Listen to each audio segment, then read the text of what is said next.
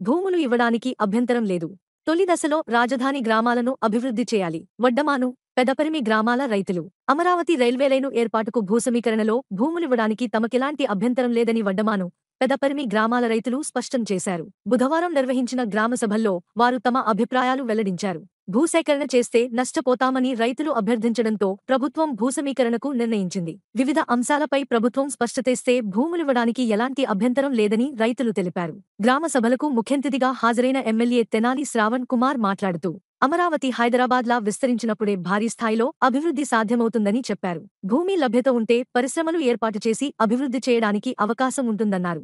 రాజధాని పక్క గ్రామాల్లో రైల్వే లైన్లు, రహదారి నిర్మాణాలు వస్తాయని, ఆయా గ్రామాల్లో భూసేకరణ కంటే భూసమీకరణ విధానమే ఉపయుక్తంగా ఉంటుందని చెప్పారు. కార్యక్రమంలో RDO Srinivasarao, tahsildar Sujatha, surveyor G Srirangamohan, రాజధాని ప్రాంత రైతులు తదితరులు పాల్గొన్నారు. ఎప్పట్లోగా అభివృద్ధి చేస్తారో చెప్పాలి.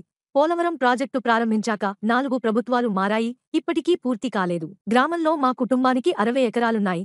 భూసమీకరణలో తీసుకున్న భూములను ప్రణాళిక ప్రకారం ఎప్పటిలోగా అభివృద్ధి చేస్తారో ప్రభుత్వం చెప్పాలి. అమరావతిలోని 29 గ్రామాల్లో రాజధానిని 2028 లోపు నిర్మిస్తే బాగుంటుంది. భూసమీకరణలో భూములివ్వడానికి అభ్యంతరం లేదు. ఆళ్ల పూర్ణచంద్రరావు, రైతు, వడ్డమాను, రైతు కూలీలకు జీవన భృతి కల్పించాలి.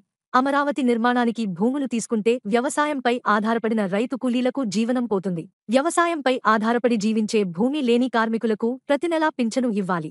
నైపుణ్య శిక్షణ ఇచ్చి ఉపాధి అవకాశాలను కల్పించాలి. శేఖర్, వడ్డమాను, చట్టబద్ధత అవసరం. రాష్ట్రానికి అమరావతే ఏకైక రాజధాని అని పార్లమెంటులో చట్టం చేయాలి. అలా చేస్తే భవిష్యత్తులో ఏ పార్టీ అధికారంలోకొచ్చినా రాజధానికి ఇబ్బంది ఉండదు. భూసమీకరణలో భూములిచ్చిన రైతులకు అన్యాయం జరగదు. గత ప్రభుత్వ హయాంలో 3 రాజధానుల గోలతో రైతులు తీవ్రంగా ఇబ్బంది పడ్డారు. భానుప్రసాద్, రైతు, పెదపరిమి. మేం వ్యతిరేకం కాదు. భూసమీకరణలో భూములివ్వడానికి మేం వ్యతిరేకం కాదు. రైల్వే లైనుకు భూములిస్తాం.